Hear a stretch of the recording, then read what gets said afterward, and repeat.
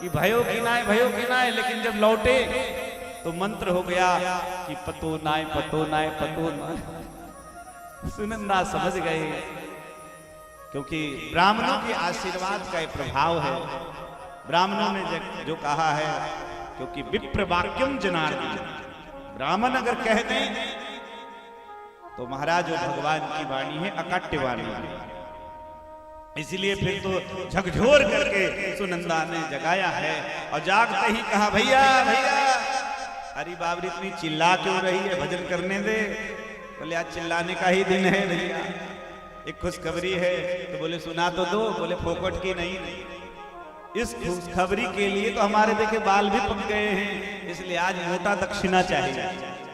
आहा, नंद बाबा बड़े उदार हैं, तुरंत अपने कमर में से चाबी जितनी खजाने की निकले। देखिए भाई बहन का कैसा प्रेम है। अपनी बहन को कहा कि लो खजाने की चाबी, जो कुछ चाहिए ले जाओ, लेकिन सुना तो दो। समझ गए नंद बाबा की कुछ अच्छी खुशखबरी है, लेकिन बहन भी देखिए कितनी अच्छी है। ये नहीं कि भाई के यहाँ गई तो सब चट करके और ससुराल ले चले जाए। महाराज सुनंदा ने कहा कि नहीं भैया, हक से लूंगी और आपके हाथ से लूंगी तो अच्छा लगेगा। तो क्या चाहिए? तो बोले आपके गले में जो नौलखा हार है वो दे दीजिए। बस सुनना ही था कि तुरंत नंद बाबा ने उतार करके ले अपनी बहन को दे दिया। फिर तो सुनंदा ने बताया है कि भैया लाला के जन्म है गयो। सुनते ही नंद बाबा, कल हमने बधाई गाई थी, अरे चमत्कार सा हो गया लोगों, हो गई बात निराली। और रात ही रात में नंद बाबा की अजी दाढ़ी हो गई काली। और 60 साल के बुढ़े देखो हो गए आज जवान। कन्हैया जी के आने से ब्रिज के सारे बूढ़े जवान हो गए। बोलो राधे राधे। जोश आ गया, हाई जोश। 60 साल के बुढ़े देखो हो गए आज जवान। अरे नाच कूदे धूम मचावे और गावे मीठी तान। नंद बाबा सुनकर के नृत्य करना प्रारंभ करने लगे, नाचने लगे, बड़े प्रसन्न होकर के नाचने लगे। लेकिन एक बात नहीं भूले, नाच गान चल रहा है लेकिन ब्राह्मण देव को नहीं भूले। तो क्या किया? आहूय विप्रान वेद ज्ञान। सबसे पहले खुशी के मौके पर नंद बाबा ने जिन ब्राह्मणों के आशीर्वाद से पुत्र हुआ है उन्हीं को बुलाओ, जिनकी कृपा से हमारे घर में सुख संपत्ति मिली है। हम लोग तो क्या है, हमारे महाराज जी कह रहे थे भूरीलाल जी की, महाराज जी मैंने बहुत लोगों के काम किए, बहुत लोगों के बिगड़े को बनाया, लेकिन दुनिया के लोग ऐसे हैं कि बिगड़े बनने के बाद वो भूल जाते हैं महाराज। ये गलत है।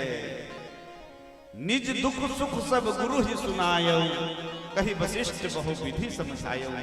गुरु के चरणों में गुरु से कभी झूठ नहीं बोलना चाहिए। सुख हो अथवा दुख हो, जीवन की जो स्थिति हो गुरु से निवेदन करना चाहिए। हम लोग कमाते हैं तो वो तो नहीं सुनाते हैं, लेकिन गवाते हैं वो वाली कथा सुनाते हैं, गुरु जी ये नुकसान। इसलिए आहूय विप्रान वेदज्ञा स्नातः शुचिलरलंकृतः। ब्राह्मणों को बुलाया और सबसे पहले देखो, हमने एक दिन कहा था कि स्वच्छता अलग बात है, पवित्रता अलग बात है, दोनों अलग अलग। इसलिए पूजा पाठ में शुचिता का ध्यान अवश्य रखें। और शुचिता का हमारे महाराज जी आचार्य जी डेली मंत्र पढ़ते हैं, ओम अपवित्रः पवित्रो वा सर्वावस्थांगतो वा। लेकिन उसके लिए अंतिम में है बाह्याभ्यंतरः शुचि। पवित्रता ये नहीं कि बढ़िया से सुंदर सुंदर पहना हुआ है, लेकिन अंदर की जो पवित्रता है वो अशुद्धि है, मन में मैल भरा है, यही अंतर की शुद्धि है, उसको हटाओ। तो इसलिए स्नान करके महाराज जिस प्रकार से स्नान करने से तन की शुद्धि होती है, उसी प्रकार से सत्संग करने के से आत्मा की शुद्धि होती है। बोलो राधे राधे। स्नान कर लिए, अब तो नंद बाबा स्नान करके तैयार होने लगे। कुछ ग्वाल बाल, जो बड़े ग्वाल बाल थे, तैयार होकर के आ गए और बोले नंद बाबा आज हम आपको सजाएंगे। और जो नंद बाबा थे महाराज, उनकी दाढ़ी तो बिल्कुल काली हो गई और ब्रजवासियों के प्रिय क्या क्या बढ़िया सुंदर लांग लगा के, जैसे हमारे आचार्य जी पहनते हैं, बढ़िया धोती और बढ़िया सुंदर कुर्ता और बढ़िया चकाचक दुपट्टा। कपड़े का ब्रजवासियों को बड़ा शौक होता है। और महाराज वस्त्र तो हो ही गया, साथ साथ में महाराज बढ़िया सुंदर एकदम बढ़िया माला गले में चाहिए। और महाराज पगड़ी भी बढ़िया एकदम भौकाल वाला बनाने वाला पगड़ी चाहिए, चकाचक है ना पगड़ी। और महाराज उसके बाद थापट हुआ चंदन चाहिए बढ़िया चकाचक, और मोटा मोटा गाजर। ऐसा सुंदर नंद बाबा को सजा दिया। और जब नंद बाबा ठुमका लगाने लगे, नाचने लगे, तो ऐसा लग रहा है कि 16 साल के जवान भी नंद बाबा के आगे फेल हो गए। बोलो राधे राधे। आज वो माता जी शायद नहीं आई है जो 80 साल की डेली रोज नाचने का था। यही है कार्यामास वाचयित्वा स्वस्त्ययनम, ब्राह्मणों के द्वारा स्वस्ति वाचन किया गया। जात कर्म आदि संस्कार, देखिए हमारे आचार्य श्री विराजमान हैं। हिंदू सनातन धर्म में 16 संस्कार बताए गए। आचार्य श्री 16 संस्कार। कालांतर में लोग अपने धर्म को नहीं जानने के कारण ये सारे संस्कार लुप्त हो रहे हैं। लोग मनमाना अपने ही मन से ही सब कुछ करने लगे हैं भैया। ये बड़ा खतरनाक है, क्योंकि संस्कार अगर भूल गए, हमने बताया था संस्कार अगर भूल गए परिणाम क्या होगा। गोकर्णः पंडितो ज्ञानी धुंधुकारी महाखल। एक ने संस्कार पकड़ा तो महापंडित हो गया, और एक ने संस्कार को भूल गया तो महापापी बन गया। धन दौलत कितना भी अगर आप अर्जित कर लो, लेकिन अगर आपने अपने बच्चों में संस्कार सही नहीं दिए तो एक दिन वो धन आपके लिए मिट्टी का ढेला बन जाएगा। हमारे अयोध्या के बगल में की एक घटना मेरी आंखों देखी घटना है। एक किसान परिवार करीब 30-35 एकड़ जमीन वाला अपने बच्चे को आईएएस की तैयारी के लिए दिल्ली भेजे। बहुत सारा जमीन गरीब, मतलब अब किसानों के पास महाराज तो कभी खूब अच्छा फसल हो गया, कभी नष्ट हो गया। किसानों की जिंदगी तो जुए के समान चलती, बहुत मुश्किल कठिन। और आज इतनी महंगाई है लेकिन किसानों के लिए कुछ भी नहीं, कुछ भी नहीं। इसीलिए जबकि वो देश के अन्नदाता है, किसानी से क्या मिलता है? कुछ नहीं। पेट भर जाए वही बहुत हो गई। बड़ी मुश्किल से जमीन बेच करके और माता पिता ने पढ़ाया और वो बड़ा अधिकारी बन गया। 2 साल तक तो ठीक रहा क्योंकि वो गांव में रहते थे, उसके मम्मी पापा। पहले चिट्ठी चपाती पैसा रुपया आता था, बाद में वो भी बंद हो गया। 2 साल के बाद 2 साल तक उसने कुछ न कभी कोई फोन, न चिट्ठी, न चपाती। दुनिया के कौन माता पिता हैं जो अपने बच्चों की चिंता नहीं करते? उनको अपनी चिंता नहीं बल्कि बच्चे की चिंता हो गई कि क्या बात हो गई। पता करते करते महाराज वो दिल्ली पहुंच गए, और वहां पे जहां पे मतलब उनका सरकारी बंगला था, और वहां गए तो आईएएस बनने के बाद बड़े बड़े अधिकारियों से उठना बैठना ये, और उनके बंगले में कैमरे लगे होते कि कौन आ रहा है कौन जा रहा है सब पता चला। अब वो गेट पर आकर के पता करके पहुंच गए, लेकिन गेट में वॉचमैन अंदर जाने नहीं दे रहा था। वॉचमैन से कहा कि भाई तुम्हारे जो साहब हैं हम उनके माँ बाप हैं, बोले हम अंदर से पूछ करके आते हैं। और महाराज ऐसी स्थिति हो गई कि उस लड़के ने अपने माँ बाप को पहचानने से ही इनकार कर दिया। विचार करो, एक माँ के तौर पर, एक पिता के तौर पर विचार करो, जिन्होंने फटे कपड़े पहने, अपने जीने खाने में की कमी कर दी, लेकिन आपकी पढ़ाई की कभी कमी नहीं। हर दुख सह करके आपको उन्होंने पढ़ाया। और महाराज जब ये बात उनको पता चला तो दुख के मारे वो बहुत दुखी हुए। वहीं धरना दे करके, वहीं जब वो कभी गाड़ी आती है इतना कैसा मतलब वो गाड़ी से चला जाता था, लेकिन ये पीछे दौड़ते, लेकिन तब तक गाड़ी निकल जाती, और वहां पे पुलिस लगे हुए थे, कोई मतलब अंदर जाने नहीं देता था। इस सदमे को उसकी मां बर्दाश्त नहीं कर पाई। अपने बेटे की इस बेरुखी को देखी, सह नहीं पाई। 3 दिन वहीं पे रहे, वहां बेंच बैठा हुआ, बाहर गेट के बाहर लगा हुआ, तो वहीं बैठे थे। 3 दिन तक वहां भूखे प्यासे लोग रहे। मां ने वही दम तोड़ दी, लेकिन उसको तनिक भी दया नहीं आई। तो ऐसे बेटा पैदा करने से अच्छा निपूत रहना ठीक। ऐसे पुत्र नहीं चाहिए जो मां बाप की भावनाओं से खेले। तो कहीं ना कहीं हम समझते हैं कि हम शिक्षा पर तो हम जोर दे देते हैं, इसलिए मैं कहता हूं छोटे छोटे बच्चों को भी ला करके कथा में बैठाओ, भले वो शैतानी कर रहे हैं। हम भी बच्चे जब थे, हम अपनी कथा बता रहे हैं, हम 5-6 वर्ष की अवस्था में जब कहीं कथा होती थी तो जाते थे, लेकिन कथा सुनने नहीं जाते थे। आप सोचे होंगे कथा सुन नहीं, बस प्रसादी कब बटेगी इसके लिए जाते थे। उसी लोभ में बैठे रहते थे, भले 3 घंटे बैठना पड़ा। महाराज प्रसादी के लोभ में बैठे रहते थे। उसी कथा सत्संग का ऐसा प्रसादी हुआ कि आज वही प्रसादी हम आप सबको बांट रहे हैं। बोलो भक्त वत्सल भगवान की। ये बचपन कौमार आचरित प्राज्ञो धर्मान भागवतान यह। भक्ति करने की दुनिया में जो कुछ बनना है वो जवानी में ही करना चाहिए। इसके लिए इंतजार मत करो कि यहाँ बुढ़ापे में हम कथा सुनेंगे, धर्म कर्म करेंगे, क्योंकि प्राण प्रयाण समय एक बात ही कंठावरोधन विधु स्मरणम कुतस्ते। बुढ़ापे में कुछ नहीं होगा, चल भी नहीं पाओगे। इसलिए जवानी से, बचपन से ही जो जीवन में बनना है उसके लिए हमें प्रयास करना चाहिए, तैयारी करनी चाहिए। इसलिए 16 संस्कार में सबसे पहला संस्कार है गर्भाधान। देखो हमारे भारतवर्ष की ये विशेषता रही है कि हमारे भारतवर्ष में गर्भाधान, जब पति पत्नी गृहस्थ जीवन में प्रवेश करते थे, जब बच्चे की इच्छा होती थी, किसी आचार्य, किसी योग्य ब्राह्मण के पास जाकर के मुहूर्त शोधन करके और पति पत्नी के माध्यम से तब बालिका की उत्पत्ति हो, तो महाराज वही पृथ्वीराज चौहान, वीर शिवाजी जैसे महापुरुषों की उत्पत्ति होती। स्त्री कोई भोग की साधन नहीं, स्त्री योग की साधन। इसलिए लेकिन आज हमारा ये विचार कहां चला गया?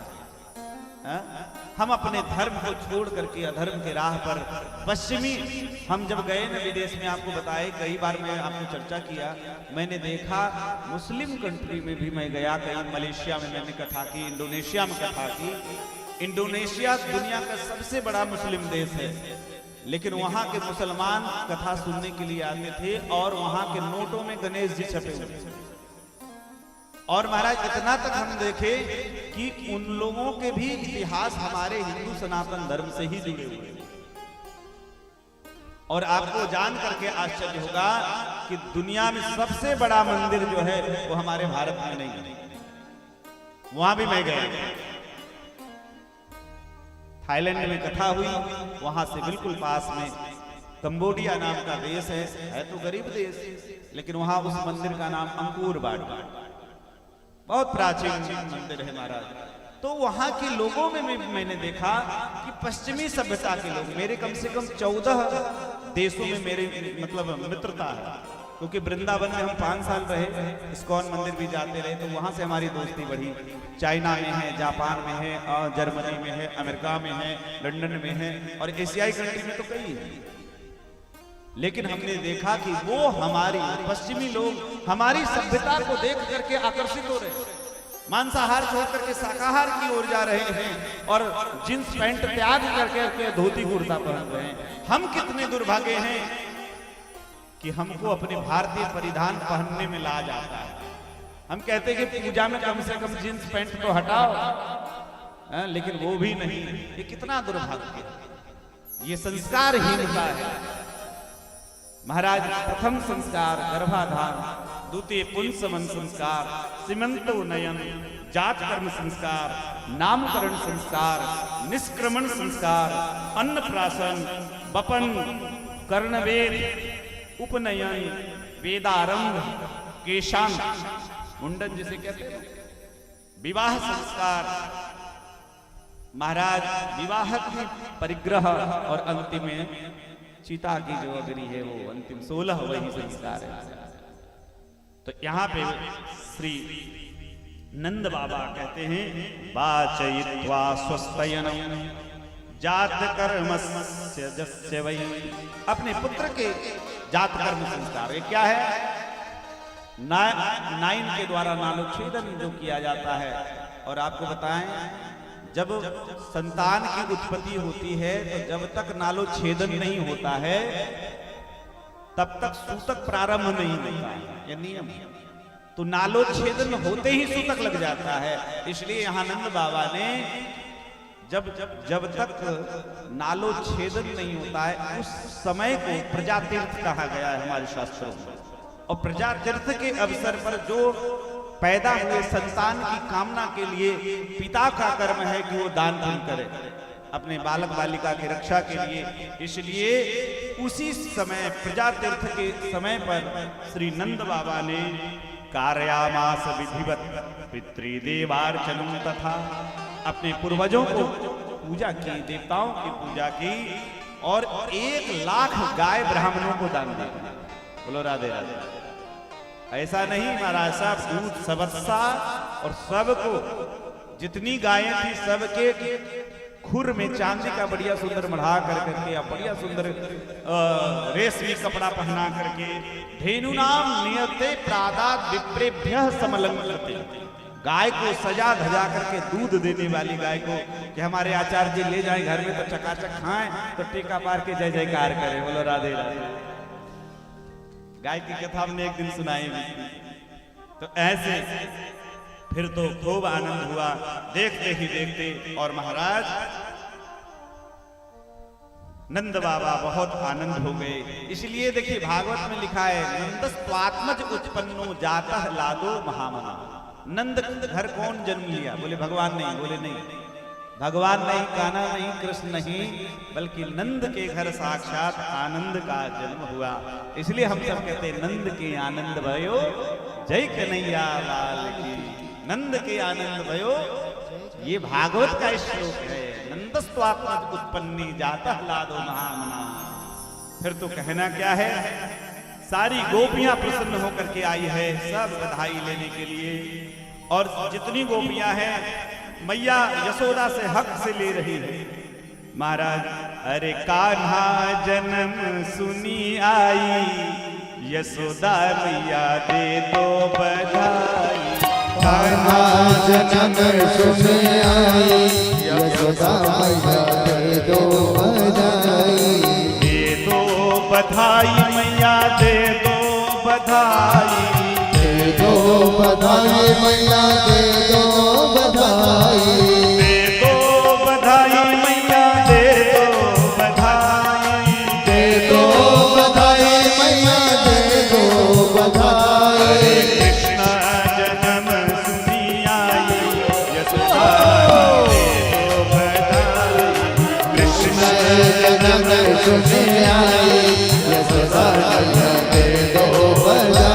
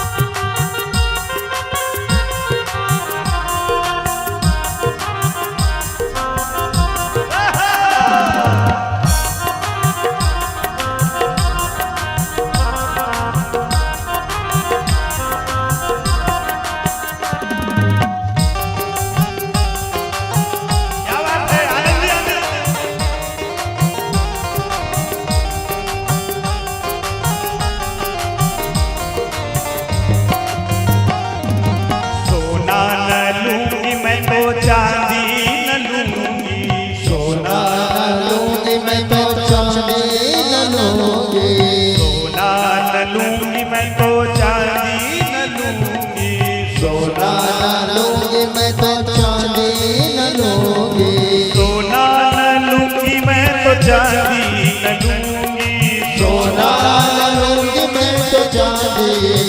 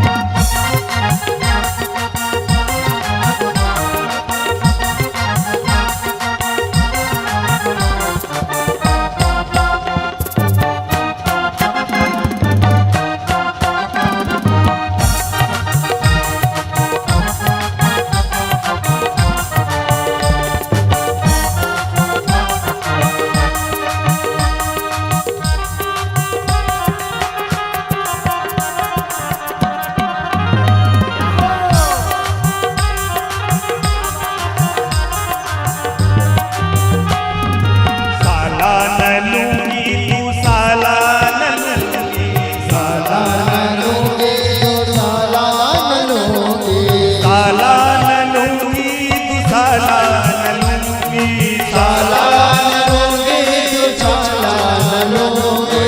पीतांबर पहनाई यशोदा मैया ले लो बधाई, पीतांबर पहनाई यशोदा मैया ले लो बधाई।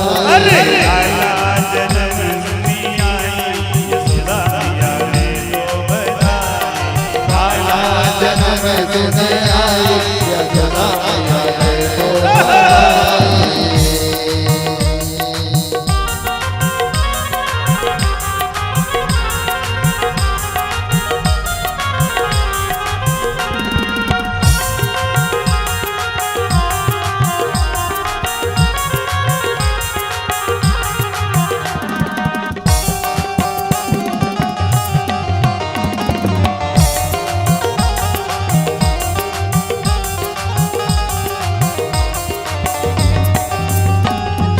टीका न लूंगी मंग टीका न लूंगी, टीका न लूंगी मगर टीका न लूंगी, टीका न लूंगी मंग टीका न लूंगी, टीका न लूंगी मगर टीका न लूंगी, टीका न लूंगी मंग टीका न लूंगी, टीका न लूंगी मगर टीका न लूंगी, अरे टीका न लूंगी मंग टीका न लूंगी, टीका न लूंगी मगर टीका न लूंगी। मैया गोदी में हरि बोल। मैया गोदी में दे दो बधाई यशोदा मैया दे दो बधाई, जब तुझे आई यशोदा मैया ले लो बधाई। अरे लाला जन्मभूमि आई यशोदा मैया ले लो बधाई। लाला जन्म तुझे आई यशोदा मैया ले लो बधाई। लाला जन्म तुझे आई यशोदा मैया ले लो बधाई। मैया ले लो बधाई यशोदा मैया ले लो बधाई। यशोदा मैया ले दे लो दो बधाई। कृष्ण कन्हैया लाल की जय। महाराज ब्रिज में जहां जाओ वहां सोने चांदी हीरे मोती सबकी पहाड़ जैसी ढेर दिख रही है। क्यों? क्योंकि सब जिसने सर्वस्व दान दीन सबका जही पावा राखा नहीं ताहू। जो लोग लुटाते हो भगवान को अर्पित कर देते हैं। और महाराज फिर तो बधाई देने के लिए सब गोपियां भी आई है। और गोपियां देखो कैसी आई है। भागवत में लिखा है गोप्यः सुमृष्टमणि कुंडल निष्ठ कठ्या, सुंदर श्रृंगार करके आई है। और 84 गज का लहंगा बना करके आई। जितनी गोपियां हैं पहले से कपड़ा सिलवाई है, सुंदर सुंदर कपड़ा, 84 गज का लहंगा और बढ़िया सुंदर श्रृंगार करके आई है। बधाई ले भी रही है, बधाई दे भी रही है। सब इस प्रकार से बधाई का कार्यक्रम पूरे ब्रिज में गोकुल में सब लोग आनंद है, सिवाय एक दुखी, बाकी सब सुखी। बोले कि वो एक कौन है? वो एक वो है रोहिणी च महाभागा नंद गोपाभिनंदिता। मैया रोहिणी एक कोने में बैठ कर चुपचाप। नंद बाबा ने देखा, कहारी अब ये खुशी का समय है, अब छोड़ो, सब मंगल ही मंगल होगा। और लेकिन क्या हुआ, उतने में रोहिणी प्रसन्न नहीं हुई। इतने में मैया यशोदा, संत कहते हैं कि गोदी में ठाकुर जी को लेकर के आए और ज्यों ही दाऊ जी के बगल में दिए। अब तक साल भर से दाऊ जी रो रहे थे, कभी प्रसन्न नहीं हुए। लेकिन ज्यों ही अपने प्रियतम इष्ट अपने ठाकुर जी का दर्शन किया तो जोर से हंसने लगे, खिलखिलाने लगे, अपने बालक को खुशी देख करके। और मैया रोहिणी भी प्रसन्न हो गई। नंद बाबा ने कहा अब तो तुम खुश हो ना, अब देखो बालक हंस रहा है, फिर तो क्या कहना। हाँ, फिर तो मैया रोहिणी भी तैयार हो गई है और कहा कि विचरत दिव्य बासस्रक कंठाभरण भूषितः। मैया रोहिणी भी श्रृंगार करके खुशियों में शामिल हो गई है। सब बढ़िया चल रहा है ब्रज में। लेकिन इधर महाराज बधाई देने लेने का कार्यक्रम चल रहा है, लेकिन कंस ने मीटिंग बुलाई है, क्योंकि आकाशवाणी मैया ने कहा, देवी जी ने, अष्टभुजी मैया ने कहा है कि तेरे शत्रु का जन्म हो चुका है। इसलिए निर्णय लिया गया कि आज से, अभी से जन्मे हुए 30 दिन 1 माह तक के जितने भी ब्रज में बालक है, घर घर में खोज करके सबकी हत्या कर दी है। इसीलिए इसकी जिम्मेदारी किसने ली? ये पूतना ने ली, नाम ही है पूतना। इसलिए पूतना लोक बालग्नि राक्षसी रुधिरासना, ये बच्चों को खून पीती है ये। इसलिए शिशुश्चचार निघ्नन्ति, ये शिशुर को खोले। कंसेन प्रहिता गौरा पूतना बाल घातिनी शिशुश्चचार निघ्नन्ति पुरग्राम प्रजातेषु। ये बालकों को खोज रही हैं। तो भगवान ने विचार किया, ठाकुर जी ने विचार किया। देखो भगवान कितने दयालु हैं। ठाकुर जी ने विचार किया कि ये जितने बालक हैं निरपराध हैं, मैं दुश्मन हूं, इसलिए मैं दुश्मन हूं तो ऐसा मैं कुछ करता हूं कि उसको प्रेरणा दी। और पूतना आकाश मार्ग से उड़ करके जा रही है। देखा ब्रिज में गोकुल में भारी भीड़ है। कैसी भीड़ है? इतनी भीड़ है कि इतना बड़ा पत्थर है ना, तो लोगों से पैर से ठोकर खाते खाते वो रज होई जाए पसान पवारे। बड़ा बड़ा चट्टान भी अगर आ जाता है तो लोगों के पैर पे ठोकर से वो एकदम कंकड़, एकदम धूल बन जाता है। इतनी भीड़ है। इकट्ठा भीड़ देख करके पूतना को लगा कि यही जगह ठीक है। इतना खोजने से अच्छा ये सब इकट्ठा यहीं पे हैं।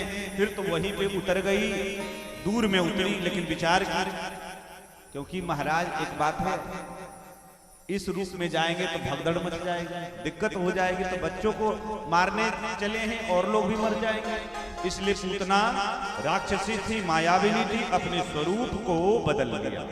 और महाराज माताओं को पता है कि नकली चीज कितना चमकदार होता है। देखिए सब हंस रही है, पहनती है ना रोल गोल, देखने में कम नहीं और खो जाए तो गम नहीं। बोलो राधे राधे। नकली चीज ज्यादा चमकदार होती है हमारा। अब ये नकली बनकर के पूतना, उसके श्रृंगार का बड़ा वर्णन सुखदेव जी ने कहा है। मानो ऐसी चल रही है लक्ष्मी के दूसरी लक्ष्मी के समान ये पूतना दिखाई पड़ रही है, दूसरी लक्ष्मी के समान दिख रही है। और आई बड़ी मुस्कुरा करके और पूछने लगी, इधर उधर देखने लगी, अरे बहन यहाँ क्या है? अच्छा एक बात और देखिए, हर जगह का पहनावा, ओढ़ावा और बात विचार, पानी सब बदल जाता है, बदल जाता है। अब मान लिया कोई राजस्थानी हो तो उसका पहनावा से पता चल जाएगा, भाषा से पता चल जाएगा। तो बाहर कोई अंग्रेजन आ जाए, देखो लोग उसी को देखने लगे। अब ये ब्रिज की गोपियों के बीच में जब पूतना आई तो सब पूतना के सुंदरता को देखने लगे, और सब मार्ग छोड़ दिया और एकदम खाली सीधे महल में चली गई। और जहाँ पे मैया यशोदा थी और जाके मुस्कुरा के कही, अरे बहन लाला हवे की बधाई हो, अरे बहन बधाई। धीरे धीरे पहले बातचीत बढ़ाई, कुछ इधर उधर की बातें की। और महाराज देखते देखते, क्योंकि मैया यशोदा कई दिन से बधाई का कार्यक्रम चल रहा था, थक भी गई।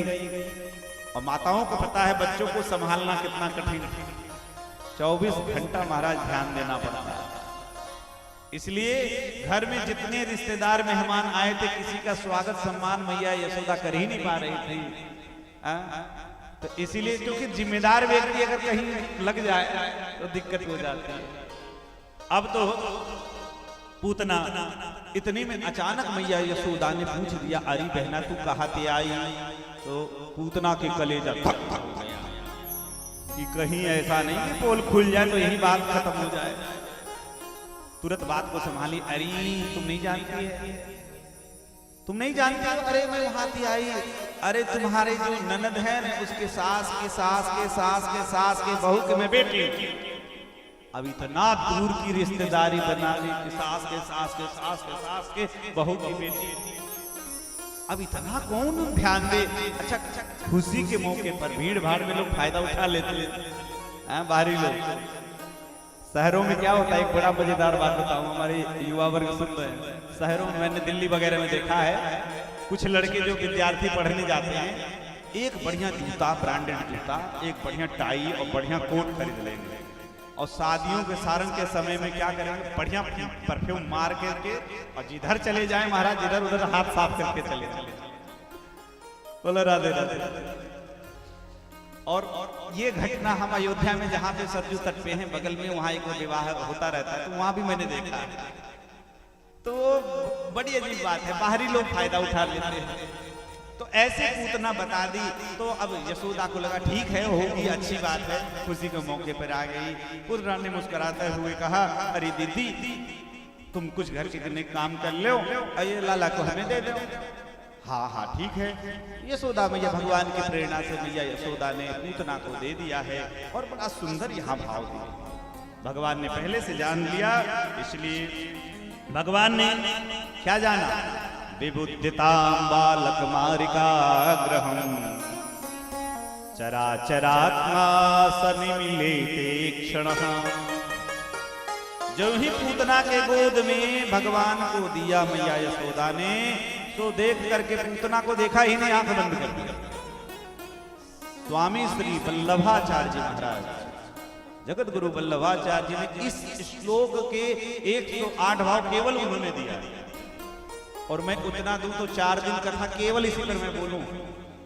भगवान ने नेत्र बंद कर लिए हैं, कई कारण है, 2-4 कारण हम आपको मुख्य जो मैं बताऊं। वल्लभाचार्य जी करते भगवान ने नेत्र क्यों बंद कर लिया? प्रथम कारण, सबसे बड़ा कारण ये है कि ये पूतना कौन है? पूतना अविद्या है। भगवान की 2 माया होती है, विद्या और अविद्या, है ना। जैसे हम साधु संत हैं, तो साधु संतों को अगर माया लग गई तो अविद्या नहीं, विद्या माया लग, मोहित दोनों माया में हुआ जाता है, लेकिन विद्या माया में विवेक बना रहता है, अविद्या में विवेक की नष्ट हो जाता है, विवेक नष्ट हो जाता है। तो ये पूतना है अविद्या। और भगवान, तो भगवान के सामने माया कहां से टिकेगी? कैसे नहीं टिकेगी? जिस प्रकार से सूर्य के सामने अंधेरा कभी रह नहीं सकता, रह सकता नहीं रह सकता, उसी प्रकार से अगर नेत्र खोलेंगे तो इसके पोल खुल जाएंगे। अगर पोल खुल गया तो समस्या यह है कि ये राक्षसी रूप में अपने स्वरूप में आ जाएगी, और अगर अपने स्वरूप में आ जाएगी तो इस महल में जो हमारे सुहृद लोग हैं वो बिना मौत मारे जाएंगे। इसलिए भगवान ने नेत्र बंद कर लिया। दूसरा, भगवान ने विचार किया कि ये स्त्री है, और एक स्त्री के अंदर मातृत्व न हो, ममत्व न हो, ऐसी स्त्री जिसके मन में ममता न हो, ऐसी स्त्री को देखना नहीं चाहिए। दूसरी बात, पूतना राक्षसी है महाराज, ये गंदी है, रुधिरासना, मांस खाती है, बच्चों के खून पीती है, ये अशुद्ध है, अशुद्ध को भी देखना नहीं चाहिए। गंदी चीज को आंख से मत देखो। तमाम भाव इसमें दिए गए हैं। और महाराज दूसरी बात, एक और सुंदर भाव में बताऊं, भगवान ने विचार किया है, इस कथा का विस्तार गर्ग संहिता में किया गया है। पूतना कौन है, इसके पूर्व जन्म में थोड़ा हम बैकग्राउंड देखें। ये पूतना कल की कथा हम थोड़ी सी सुनाई थी समयाभाव में। जो बलि महाराज हैं उनकी बेटी है, ये नाम है रत्नमाला। जब वामन भगवान को देखा, देखते ही मोहित हो गई, आहा कितने सुंदर गोलमटोल है, देखते ही तो उसके मन में ममत्व जाग गया कि ऐसा तो बेटा होना चाहिए। लेकिन जब पिताजी को बांध लिया ना, तब उसके मन में क्रोध आ गया, अरे ये बेटा बनने लायक तो है, लेकिन ये जहर दे करके मार देने लायक। भगवान ने कहा कि दोनों भाव तुम्हारा पूर्ण होगा, इसलिए वही पूतना बन करके आई है। तो भगवान ने विचार किया कि ये हमको दूध पिलाएगी, और दूध कौन पिलाती है संसार में? जननी माँ। माँ का दूध बच्चे के लिए अमृत के समान है, तो ये दूध पिलाएगी तो माँ बन जाएगी। और अगर इसका कर्जा हमारे सिर पर चढ़ गया और अगर नेत्र खुला रह गया तो कहीं मेरे मन में ममत्व जग गया कि कोई अपनी माँ को कैसे मार सकता है, सवाल ही नहीं है। माता पुत्र जायते क्वचिदपि माता को माता ना भवती। पुत्र को पुत्र हो सकता है लेकिन माँ को माता कभी नहीं हो सकती है। इस भाव से भगवान ने नेत्र बंद कर लिए। अच्छा, दूसरी बात, एक और सुंदर बात मेरे मन में भाव आ रहा है। आंख बंद करके मानो भगवान ने शंकर को ध्यान किया, हे शिव जी आपको जहर पीने का अभ्यास है, इसलिए मैं तो आया हूं ब्रज में दूध पीने के लिए, माखन मिश्री के लिए, तो मैं दूध पी जाता हूं, जहर आप ले लीजिए। जैसे हंस है ना, दूध पी जाता है पानी छोड़ देता, वैसे आप करिए, मानो शंकर भगवान को स्मरण कर रहे हैं, है ना। और भी बहुत सारे भाव हैं। तो इस प्रकार से मेरे सज्जनों मानो, और एक और सुंदर भाव अब आ रहा है तो कहीं, मानो पूतना को भगवान ने विचार किया कि जैसे किसी पंडित जी के, हमारे आचार्य जी के पास जाइए तो भाई आचार्य जी पहले ये कहेंगे भाई तुम्हारे पास दुख है तो कुंडली दिखाओ, तो आंख बंद करके पूतना के पूरे शुभ अशुभ समस्त कर्म को देखने लगे कि मारने के बाद इसकी कौन ऐसा जगह दिया जाए जहां इसकी जगह, तो मानो पूर्व जन्म के संस्कार को देख रहे हैं भगवान पूतना के लिए। तो इस प्रकार से भाव हैं। और भगवान ने चराचर अपना सनिमिलिते क्षण, भगवान ने दूसरी बात, एक सामान्य बात, सामान्य भाव, माताओं को बहुत अभ्यास होगा, जब बच्चे को मान लिया कभी तबीयत खराब हो जाए, कोई ऐसी दवाई जो कड़वी हो, है ना, तो माताएं क्या करती है, आप देखिए कड़वी दवाई, तो कड़वी दवाई पीते समय आंख अपने आप बंद हो जाता है, होता है क्या, ये स्वाभाविक प्रक्रिया है। तो मानो इसलिए भगवान ने नेत्र बंद कर लिए। और मेरे सज्जनों ये बहुत सुंदर चरित्र। अब इधर उधर देख करके पूतना ने विचार किया कि ठीक है अब कोई नहीं है, अब वहां से वो चल पड़ी है और वहां से उड़ चली, अपने राक्षसी स्वरूप में वो गोकुल से उड़ करके मथुरा की ओर चली है। अच्छा, बच्चों का एक स्वभाव, बच्चों का स्वभाव है, बच्चा क्या करता है, अब पूतना ने वहां से उड़ चली और भगवान को अपने स्तनों को भगवान के मुख में पधराया। तो भगवान ने क्या किया, दोनों हाथों से पूतना के स्तनों को पकड़ करके और चटर चटर करके चाटने लगे और धीरे धीरे। अच्छा, एक बात और है, यहाँ लिखा है, मैं जो भी बोल रहा हूँ केवल भागवत के श्लोक का अनुवाद मात्र कर रहा हूँ, कि भगवान ने देखा गाढ़ं कराभ्याम भगवान प्रपीडयत। ये बच्चों का स्वभाव होता है, देखिएगा छोटे बच्चे, उनकी पकड़ बड़ी तगड़ी होती है, जो माँ की झोटी अगर पकड़ ले तो एकदम लटक जाएगा, है ना। माँ की झोटी पकड़ ले, दो लोगों की पकड़ बड़ी मजबूत होती है, छोटे बच्चे की और एक सूर की पकड़, दोनों की पकड़ मजबूत। तो भगवान ने जोर से पकड़ लिया और स्तन पीने लगे, गाढ़ं कराभ्याम, और दूध पीते के साथ उसके प्राण को पीना प्रारंभ किया। और जब प्रारंभ भी किया प्राण पीना, पूतना के प्राण जब निकलने लगे, चिल्लाने लगी छोड़ दो छोड़ दो। तो भगवान ने कहा, मौसी जी हमें पकड़ना आता है लेकिन छोड़ना नहीं आता है। जब तक उद्धार नहीं करते तब तक संत और भगवंत छोड़ते नहीं। ये छोड़ना पकड़ना इस दुनिया की रीति है। इसलिए फिर तो भगवान ने उसके प्राण को पी लिया है। समुच मुंचाल निधि प्रभासनी निस्पृष्टिमानाखिल जीव मर्मणि विवित्र नेत्रे चरणों भुजौ मुहुः प्रसन्न गात्रा क्षिपति रुरोधः। छोड़ दो लेकिन भगवान ने नहीं छोड़ा। फिर तो क्या कहना, भगवान ने प्राणों के साथ पी लिया और जो ही प्राण उसके निकले शरीर से राम से गिर पड़े। और कहाँ गिरे? गोकुल का बचाव हुआ। ये मथुरा का जो हाईवे था ना, गोकुल जाने का, वो हाईवे पर गिरी। और भागवत में लिखा है महाराज, आपको कितना बताऊं, भयंकर पूतना के जो शरीर का वर्णन है, उसके अंग प्रत्यंग का वर्णन है महाराज, कि उसके दोनों स्तन लग रहे हैं कि सुमेरु के बड़े शिखर हो, और स्तनों के बीच में गड्ढा ऐसा लग रहा है जैसा कोई महासरोवर की भांति दिखाई पड़ रहा है। और 6 कोस में मतलब महाराज छेती 18 किलोमीटर हो गया। 18 किलोमीटर लंबाई इसकी है, चौड़ाई भी एक कोस है महाराज। इतनी कि हजारों की संख्या में जितने थे पेड़ पौधे नष्ट हो गए। यहाँ तक कि कंस का जो अखाड़ा जहाँ चलता था, पूरे अखाड़े में पहलवान प्रैक्टिस करते थे, हजारों की संख्या में दैत्य मारे गए। और उसके बाद कंस के सेवक बहुत मात्रा में मरे और धीरे धीरे पूरे हाहाकार मच गया। अब इधर पूतना तो चली गई, लेकिन जब अंगना में मैया यशोदा ने अपने लाला को नहीं देखा, गोपियां सब जोर जोर से रुदन करने लगी है।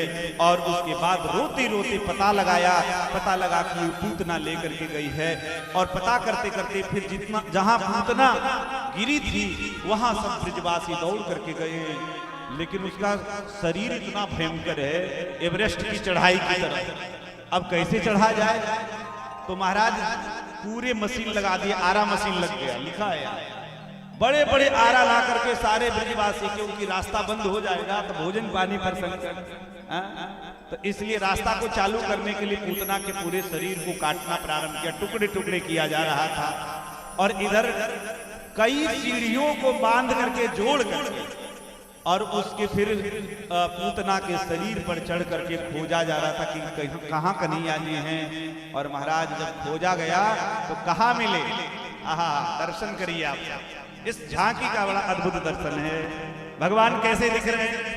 करार बिंदेन पदार बिंदम मुखार बिंदेन विनिवेशयन्तम बटस्य पत्रस्य पुटेशयानम त्रिबालम कुंदम मनसा स्मरामि।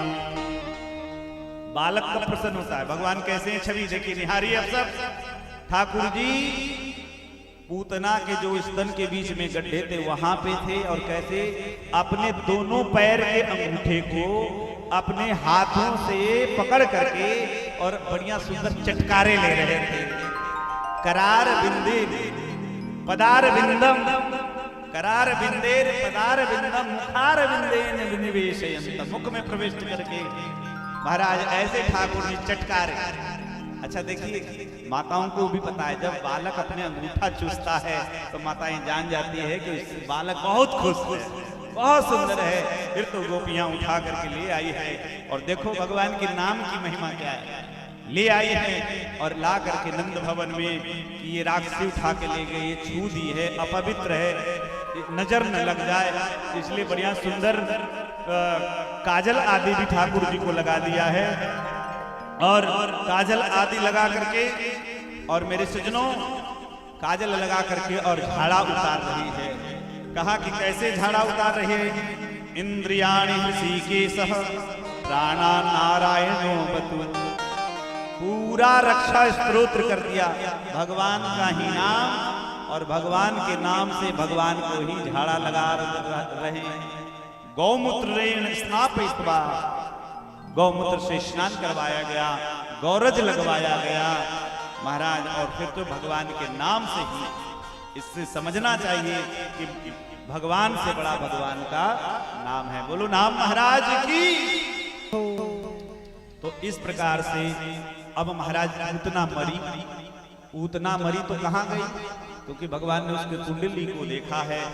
और महाराज भागवत का सबसे सुंदर श्लोक, 2 श्लोक इतने सुंदर हैं जिसके कारण ही सुखदेव जी जंगल से और घर को चले आए अपने पिताजी व्यास जी। अहो बकीयम स्तनकाल कूटम जिघांसया पाययदप्य साध्वी लेभे गतिं धातृचितां ततोऽन्यं कंबा दयालुं शरणं व्रजेम। और यही बात गोस्वामी जी ने विनय पत्रिका में लिखी है कि गई मारन पूतना कुछ काल कूट लगाए, मातु की गति ताही दई जादव राय। मैया के यशोदा को जो गति देनी थी, मैया के लिए जो सीट रखा था वो सीट पूतना को दे दिया। बोलो राधे राधे। इतने उदार ठाकुर जी को छोड़ करके कहां भूत प्रेत दुनियादारी में बजते भैया। इसलिए कंबा दयालु शरणम व्रजेमा, भगवान के अलावा भजने योग्य कोई और नहीं है। तो कहा इस प्रकार से राक्षसी को भी मां की गति दी। और एक और अद्भुत बात हुई कि पूतना के शरीर को काट करके टुकड़े टुकड़े करके, और पूतना के शरीर को काटने में 6 महीना लग गए।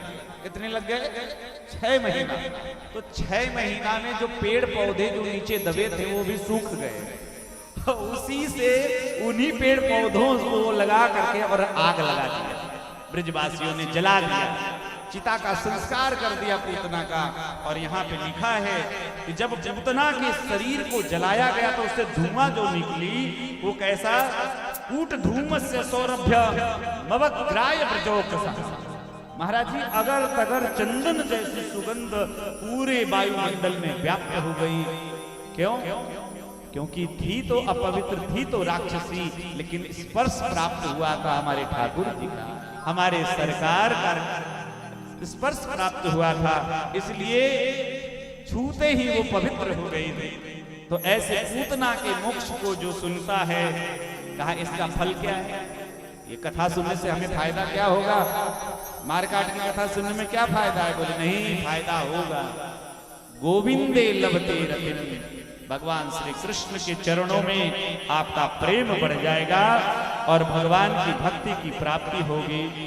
तो आइए बोलो भक्त वत्सल भगवान की जय। भगवान के चरणों में हम सब चलते हैं और भगवान की झांकी बहुत सुंदर है। एक भजन जो मेरा बड़ा प्रिय है और ये भजन मेरा आस्था चैनल पर भी प्रकाशित हुआ था, तो मैं प्रायः ये गाता हूँ।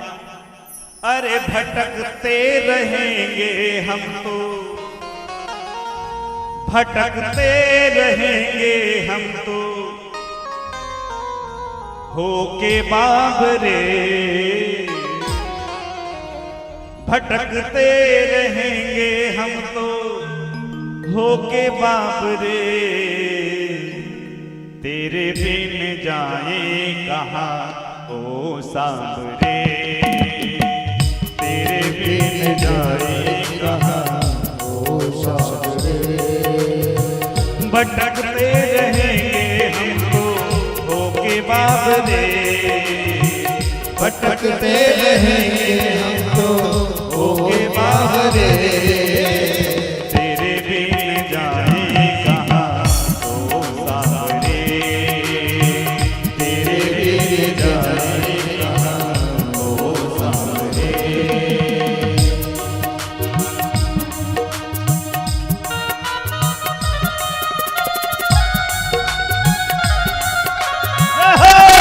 दोनों हाथ होते हुए प्रेम से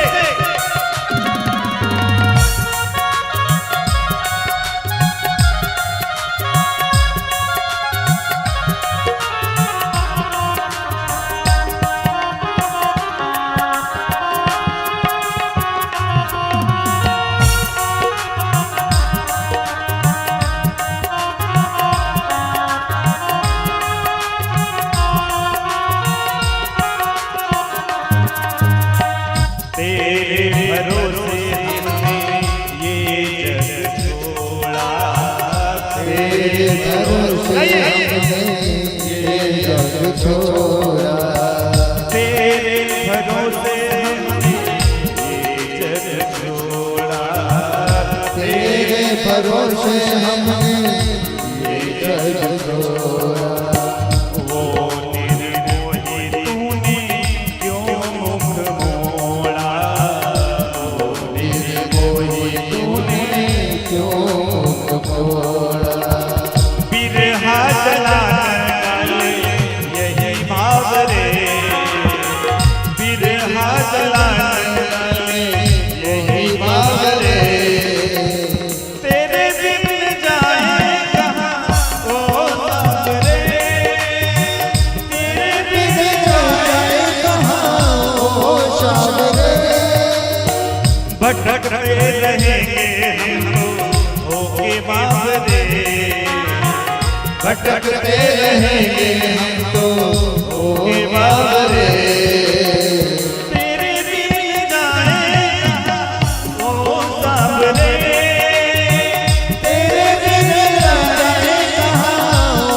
श्याम रे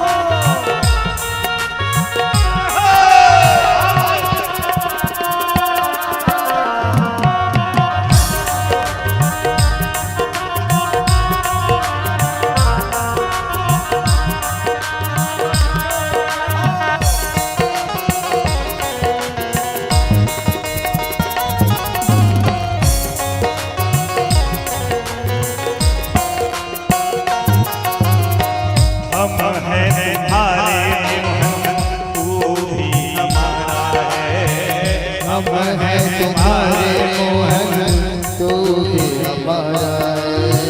हम हैं तुम्हारे मोहन तू भी हमारा है। हम हैं तुम्हारे मोहन तू भी हमारा है। तेरा ही सहारा मुझको तेरा ही सहारा है। तेरा ही सहारा मुझको तेरा ही सहारा है। ओ श्याम शरण ले लो यही बात रे। ओ श्याम शरण में ले लो यही बात रे। तेरे बिन जाएगा ओ सावरे। तेरे बिन जाएगा ओ सावरे। भटकते रहेंगे हम धोखे बाबरे। भटकते रहेंगे हम धोखे बाबरे। तेरे बिन जाएगा ओ सावरे। तेरे बिन जाएगा ओ सावरे। तेरे बिन जाएगा ओ सावरे। बोलो कृष्ण कन्हैया लाल की जय। इसलिए ठाकुर जी को छोड़ के कहीं नहीं जाना चाहिए। दूजा कोई द्वार न देखे। तो ये चरित्र उसके बाद एक दिन करवट लेने की भगवान साल भर के बाद की बात है कि एक दिन भगवान ने करवट बदला। आज करवट लेने की घटना को देख करके मैया यशोदा ने सबको बुलौआ भेज दिया, भैया जाओ डुगडुगी पिटा दो। जा करके सब डुगडुगी पिटा दिया। बोले किस बात के? बोले उत्सव है, भगवान ने करवट बदला है, सारी गोपियां सज धज करके गीत गाने के लिए आ जाए। अब तो बुलौआ हो गया, सारी माताएं सज धज करके गोपियां सब आ गई गीत गाने के लिए। और महाराज इधर मैया यशोदा ने अपने लाला को नहवा धुला करके बड़ी मुश्किल से पलना में सुला दिए। अब सुला दिए, इतने में गोपियां आकर के गीत गाने लगी। गोपियां आकर के गीत गाने लगी तो मैया यशोदा ने कहा, अरे गोपियों, लाला अभी बड़े मुश्किल से सोए हैं, अभी थोड़ा बंद करो। बोले मैया हम तो मानेंगे नहीं, आपने बुलाया है, हम तो गीत गाएंगे। लाला सोवे चाहे लाला रोवे। तो क्या करें? मैया यशोदा ने सोचा चलो खुशी का समय है। लाला को घर में महल में एक सुंदर बैलगाड़ी, बड़ी पुरानी छकड़ा, उस छकड़े पर ढेर सारे मटके में बढ़िया माखन भरे हुए थे। उसके नीचे छाया देख करके मैया ने उधर पीछे भाग में वहीं पे पलना को रख दिया और गीत गाने में मगन हो गए। अब देखो, जिनका गीत गाया जा रहा है मगन हो गए और भगवान को लगा भूख। अब भगवान आंख खोले तो देखे आसपास कोई नहीं। अब भूख लगे तो कैसे क्या करे भैया? अब भूख लगे तो भागवत में सुखदेव जी कहते हैं कि बच्चों को भूख लगती है तो कैसे माताओं को पता लगता है? तो कहा बाला नाम रोदनम बलम। बच्चा जब रोने लगता है तो माँ को पता लग जाता है कि बच्चा भूखा है। लेकिन भगवान रोना प्रारंभ किए, लेकिन गीत के धुन में तो कोई रोना धोना सुन ही नहीं रहा है। जिसके नाम के गीत गव रहे हैं उसको कोई सुन ही नहीं रहा है, कोई देख ही नहीं रहा है। भगवान को लगा वाह देखो ये दुनिया अपने आनंद में मगन हो गई। इसलिए भगवान ने कहा कुछ करना पड़ेगा। महाराज पूतना का जो वध हुआ ये छठी के दिन की बात है। 6 दिन में पूतना वध और इस साल भर में ये घटना भगवान ने अपने नन्हे से चरणार बिंद में, क्योंकि वहां पे ये उत्कच नाम का राक्षस सक्टासुर बैलगाड़ी में वही आकर के बैठ गया था।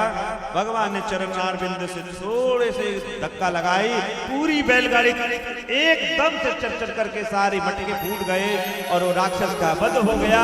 सारी गोपियां आवाज करके भाग करके आई, लेकिन देखा कि हमारे लाला सुरक्षित हैं। बोलो कृष्णचंद्र भगवान की।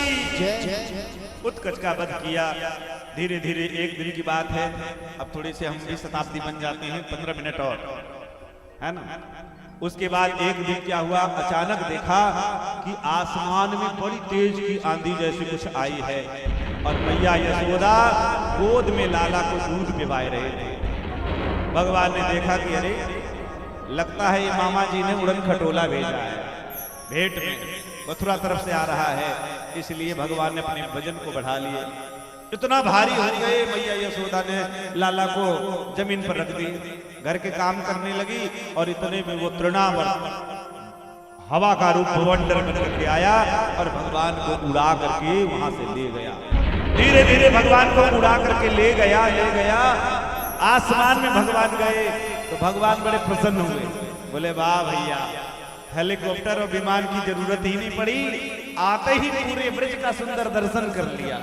पूरे ब्रिज को भगवान ने अपने क्षेत्र को निहार लिया। ये मामा जी की कृपा से हो गया। लेकिन धीरे धीरे हमने आपको कहा कि बालक का पकड़, ये जान गए भगवान की असुर है, इसकी बुद्धि ठीक नहीं है। भगवान ने सीधे उसके गले को पकड़ लिया और गले को जब पकड़ लिया तो तृणावर्त ने सोचा विचारा कि अरे ऐसा तो नहीं मुझसे गलती हो गई कि मैं कोई यशोदा के नंद भवन से मैं कोई पत्थर उठा के ले आया हूं। तमस्मानम मन्यमानम आत्मनो गुरु मत्तया, पत्थर तो नहीं उठा ले आया हूं, गले गृहीत को सृष्टुम न सकनोत अद्भुतार्भकम। ये ऐसे अद्भुत हैं ठाकुर जी, गले को पकड़ लिया। भगवान जहां पकड़ते हैं मजबूत ही पकड़ते हैं, है ना।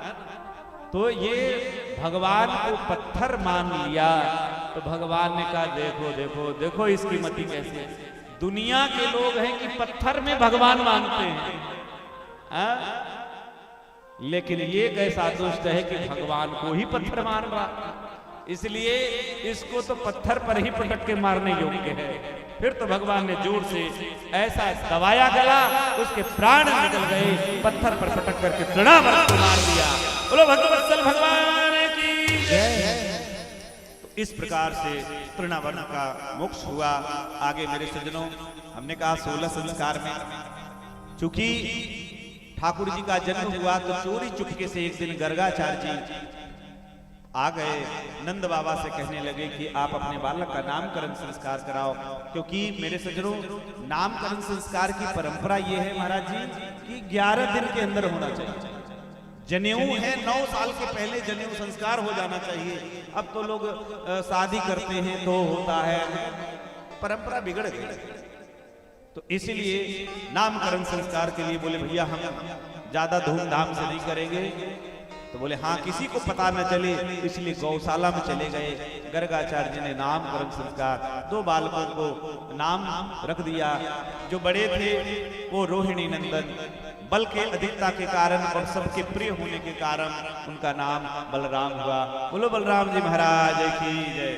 और इनका नाम, इनके नाम अनेक अनूपा और अनंत नाम है, लेकिन गर्गाचार्य जी कहते हैं शुक्ले रक्तः, कभी ये शुक्ल होते हैं, कभी इदानीम कृष्णताम गतः, कभी पीले हो जाते हैं, तो इसलिए इदानीम कृष्णताम गतः, इस समय कृष्ण, इसलिए कृष्णताम गतः इनका नाम होगा कृष्ण। अब कृष्ण का अर्थ में थोड़ा 2-4 अर्थ सुना दूं महाराज। ये कृष्ण का मतलब क्या होता है? कृभूवाचकः शब्द। खेती को हम लोग कृषि कहते हैं, और हमारे जो ब्राह्मण सब हैं व्याकरण पढ़ते हैं तो कृष एक धातु है ना। तो कृभूवाचकः शब्द नश्च निवृत्तिवाचकः, जब दोनों एक मिल जाएंगे तो इसलिए भगवान कृष्ण जो है वो किसानों के देवता कहे गए। आप देखो भगवान श्री कृष्ण को जंगल बहुत प्रिय है, गायें बहुत प्रिय है, तालाब प्रिय है और पशु पक्षी प्रिय है। प्रकृति का संपूर्ण प्रकृति से भगवान को बहुत प्रेम है। स्वयं गाय चराते हैं तो इसलिए किसानों के देवता भगवान श्री कृष्ण को कहते हैं। और दूसरा अर्थ है कि करसती सुभक्तानाम जीवानाम इति करसत, कृष्ण जो अपने भक्तों को खींच लेते है ना। ये ऐसे हैं दुनैना सरकार के कटीले ही कटार से, है ना। इतने मुकुट सिर मोर का, ज्यादा मैं नहीं गाऊंगा, एक लाइन। मेरे चित चोर का दुनैना सरकार के कटीले हैं कटार के। तो ठाकुर जी तो बहुत, इसलिए कर सती किसी भी तरह अपने भक्तों को खींच लेते हैं, उसे कृष्ण कहा जाता है। तो नामकरण संस्कार हो गया। धीरे धीरे भगवान और बढ़े हैं और धीरे तो भगवान चलने लगे हैं, ठुमुक ठुमुक करके चलते हैं, बोलने भी लगे। सूरदास जी कहते हैं कहने लगे मोहन मैया मैया, कहने लगे मोहन मैया मैया, पितानंद सो बाबा रे बाबा, पितानंद सो बाबा रे बाबा, अरुहल धर सो भैया। तोतली भाषा में ठाकुर जी बोलते, बहुत आनंद है। और ऐसे ऐसे कभी मैया से ऐसे ऐसे लीला करते हैं, बहुत आनंद। एक दिन क्या हुआ कि मैया दूध पिवाए रही थी, है ना, बड़ी मुश्किल से बच्चों को पिलाती दूध। आंगन में बैठ करके मैया, और पूर्णिमा का दिन था, दूध पिला रहे थे। इतने में आप माताओं को एक दृश्य आप लोग अपने हृदय में ये लाइए, देखिए भागवत के अनुसार माता अपने गोद में मैया यशोदा ठाकुर जी को दूध पिला रहे। दूध पिलाती माताएं तो क्या करती है, ऊपर से पर्दा कर देती है और दूध पिलाती है। लेकिन ठाकुर जी क्या कर रहे हैं, एक हाथ से मैया के स्तन को पकड़ करके दूध के चटकारे ले रहे, स्वाद ले रहे। और कभी कभी उसी स्वाद में दूसरे हाथ से वो कपड़ा हटा करके मैया को ऐसे देख करके मुस्कुराते हैं। माँ के लिए इससे बड़ा ये सुख का घड़ी इससे क्या हो सकता है। खिलखिला करके ठाकुर जी हंस जाते हैं और मैया भी एकदम, ठाकुर जी हंस जाते हैं और फिर मैया की गति एकदम शरीर सुध हो बैठती है। तो ऐसे बार बार कभी दूध पीते मैया को देख के हंसते, मैया को देख के हंसते। लेकिन मैया को देखते देखते अचानक भगवान ने आसमान को देखा। आसमान को देखा तो आसमान में उदित चंद्रमा को देख करके मैया से पूछने लगे ठाकुर जी कि मैया जो का है। तो बेटा जो चंदा मामा है, हमारे इधर लोरी सुनाते हैं, चंदा मामा दूर के पुआ पकावे दूर के अपने खाए थाली में। चंदा मामा तो मैया हमें तो चंदा रे चंदा। सूरदास जी लिखते मांगे श्री कृष्ण लला रे चंदा, मांगे श्री कृष्ण लला। मैया हमें तो चंद्रमा चाहिए, मैया मैं तो चंद्र खिलौना नहीं हूं, मैया मुझे चंद्रमा चाहिए। मैया बहुत समझाते समझाते थक जाती है। मैया अगर नहीं दोगी तो धमकी सुन लो। सूरदास जी के शब्दों में धमकी दे रहे मैया को, देखो मैया अगर चंदा मामा नहीं मिले तो क्या करोगे। बोले जय हो लोटी अब ही धरनी पर, अभी मैं लौट जाऊंगा ढूंढ, और तेरी गोद नहीं हूं, तेरी गोद में मैं नहीं आऊंगा। और मैया सुन लो, आज के बाद तेरी मेरी कट्टी, और कट्टी के साथ साथ भोजन बंद। आज के बाद मैया मैं तेरो दूध नहीं पीऊंगी। तो किसको दूध, सुरभि को पे पान न करियो, न तेरो दूध न गैया मैया को। न तो मैं दूध पीऊंगी और न श्रृंगार, सारे श्रृंगार मैं बिगाड़ करके, और बेनी सिर न गुथई हूं। और सबसे बड़ी धमकी मैया को क्या दे रहे भगवान, कह रहे हैं कि देखो मैया, आज के बाद कट्टी तो कट्टी, और आज के बाद मैं तेरा बेटा नहीं। अरे तू मेरा बेटा नहीं तो किसका? बोले आज के बाद मैं तो एक ही का बेटा। बोले किसका? भैया पूत नंद बाबा को तेरो सुत न कहियो। ऐसे करके हंसी समझावती कहती जसोदा, अरे लाला देख तू मेरा बेटा। मैया पुकारती है, देखो मान तो मैया लोभ दे देती है, कहते देखो नई दुल्हनिया दैयो। बोले राधे राधे, अरे लाला मैं तेरी शादी करा दूंगा। सुनते ही ठाकुर जी खिलखिला के, मैया सच कह रही है ना? हाँ कसम खा लो, तेरी सौस मेरी सुनी मैया, तू पहले कसम खा ले कि जल्दी विवाह करा दे। तेरी सौ मेरी सुन मैया, अब ही दिया है नहीं हो। मैया आप सब छोड़ो, पहले मेरी शादी करा दो। मैया एक बात बताओ, किससे शादी कराओगी? बोले तेरे लिए मैंने सुंदर सी दुल्हनिया देखी है, राधिका गोरी से, बिरज की छोरी से, मैया करा दे गोरी से, बिरज की छोरी से, मैया करा दे मेरो प्यार। उम्र तेरी छोटी है, नजर तेरी छोटी है, उम्र तेरी छोटी है, नजर तेरी छोटी है, कैसे करूं तेरो प्यार। गोरी से, बिरज की छोरी से, मैया करा दे मेरो प्यार।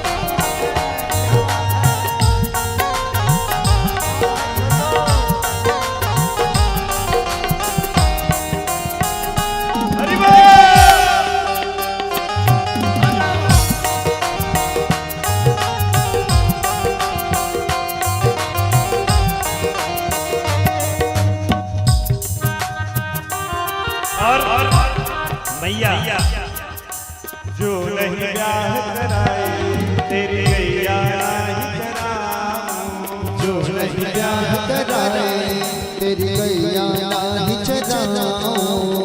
आज के बाद मेरी मैया तेरी देहली पर नहीं आऊं।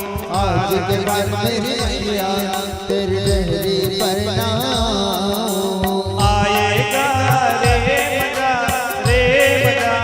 अब जीत हार का। गोरी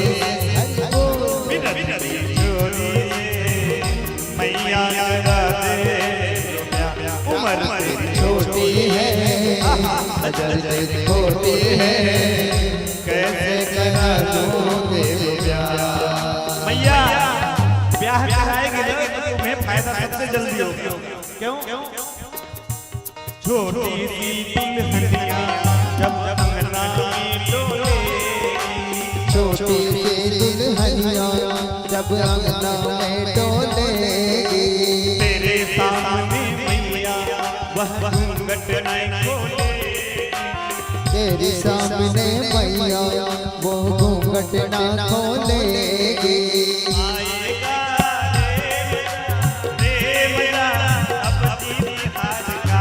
राधिका गोरी से बिरज छोरी से मैया मैया करा दे मेरे प्यार राधिका गोरी से विरह की चोरी से मैया करा दे मेरे प्यार उम्र तेरी छोटी है नजर तेरी छोटी है उम्र तेरी छोटी है नजर तेरी छोटी है कैसे करा दूं तेरे प्यार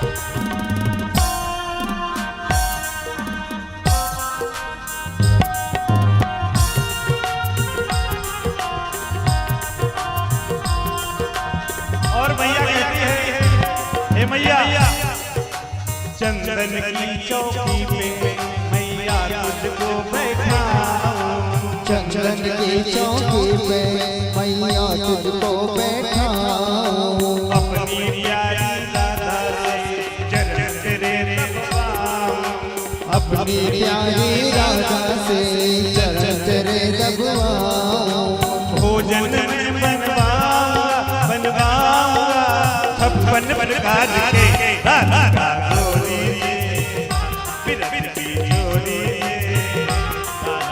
गोरी से विरह की चोरी से मैया करा दे उम्र छोटी है नजर तेरी छोटी है कैसे करा दूं तेरे प्यार और अंतिम में सुन बातें कान्हा की मैया बैठी मुस्कुराई सुन बातें कान्हा की मैया बैठी मुस्काई अपने प्यारे कान्हा को माँ जैसे लगाए अपने प्यारे कान्हा को माँ जैसे लगाए नजर कहीं लग जाया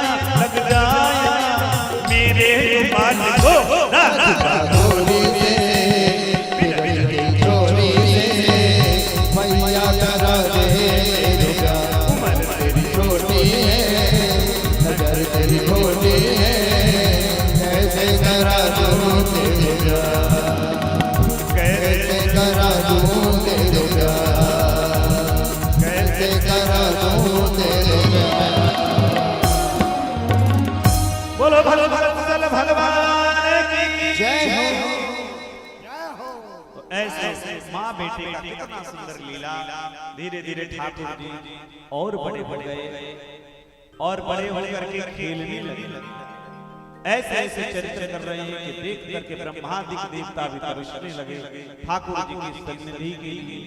अच्छा जब से भगवान चलने लगे अब रोज गोपियां आती है मैया यशोदा के यहाँ कोई बहाना लेके बहाना तो चाहिए ना मैया अग्नि दे दे मैया नमक दे दे मैया मिर्च दे दे किसी के घर में कोई कमी नहीं है लेकिन बहाना आती है आग लेने मिर्च लेने कुछ सामान लेने लेकिन देखती है कि कन्हैया का दर्शन कब होगा है ना।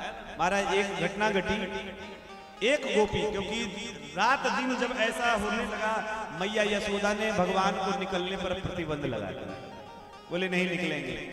एक गोपी दिन भर से बेचारी टक लगा के कि ठाकुर जी का थोड़ा दर्शन हो जाए लेकिन वो आई मैया से मैया हाँ क्या चाहिए बोले मैया ने गोबर चाहिए गोबर लिपाई के लिए।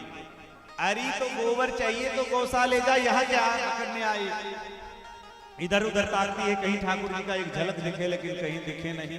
बेचारी बड़ी दिल पर पत्थर रख करके भारी मन से गौशाला में गई एक टोकरी ली और देखो दुखी मन से पूरा इतना गोबर भर ली कि ऊपर तक आ गया। अब वो से उठ ही नहीं रहा। इतने में ठाकुर जी मैया से पूछे कि मैया कोई आई थी क्या। बोले हाँ कोई गोपी आई थी। क्या करने। बोले गोबर लेने। तो तुमने क्या कही? हमने कही जाओ गौशाले में जितने गोबर चाहिए उतने ले लो। बोली अरे मैया तुमने तो बड़ी गड़बड़ी कर दी। बोले क्या? बोले वो गोपी कोई सामान्य नहीं, वो एक नंबर की चोरनी है। बोले मैं नहीं जानू, तू जाने? बोले हाँ मैया। तो बोले अरे गोबर में चोरी की बात कहाँ से आ गई? बोले मैया वो गोबर नहीं चोरी, गोबर लेवे के बहाने से और जितने गायों के रेशम के बथान जो सुंदर सुंदर वो रस्सी है ना, वो नीचे में भर के चुरा करके ले चली जाएगी। मैया रुको, हम जा करके देख आते, वो चोरनी को पकड़ के आते हैं। और ठाकुर जी नन्हे नन्हे पांव से निकले हैं, और जब चले देखो महल से पहली बार ठाकुर जी बाहर निकल रहे हैं। नन्हे से कन्हैया जी चल रहे हैं और ठुमुक ठुमुक करके पैरों में सुंदर घुंघरू है, सुंदर बजता हुआ चल रहा है, ताल में चल रहा है। ठाकुर जा रहे हैं, ब्रह्मा जी भी इस लीला को दर्शन कर रहे हैं।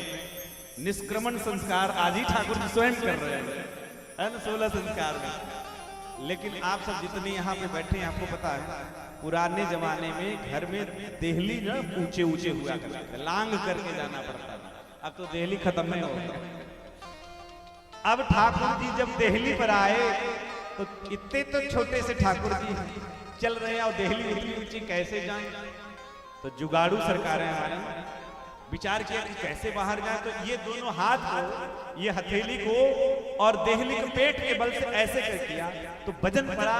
तो देखते ही देखते वो ऊपर उठ करके और सरक गए, और सरक गए तो आधा शरीर देहली के बाहर और आधा घर के अंदर।